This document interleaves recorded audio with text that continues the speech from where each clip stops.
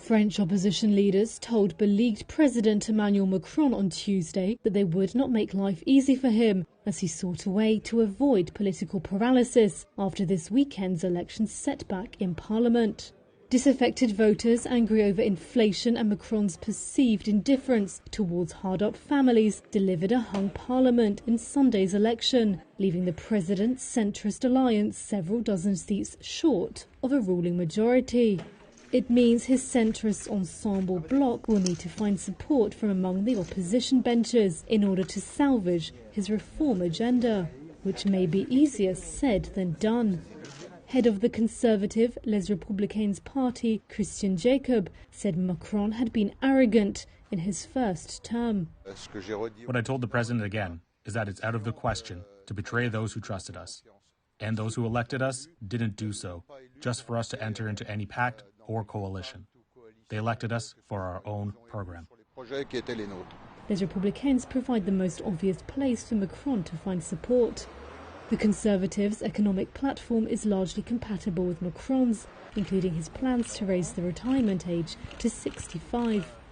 However, the Conservatives have so far ruled out a formal German-style coalition pact. Even so, Jacob said his party would be reasonable and would not block the institutions. Macron's camp has said it hoped to find and work with moderates on both sides. The man himself has not spoken publicly since the election. Sunday's vote delivered a fragmented parliament and plunged France into uncharted waters, with no rulebook on how to exit the crisis. If Macron and his alliance fail to secure support, France could face a long spell of political gridlock that may later on compel him to dissolve parliament and call a new election.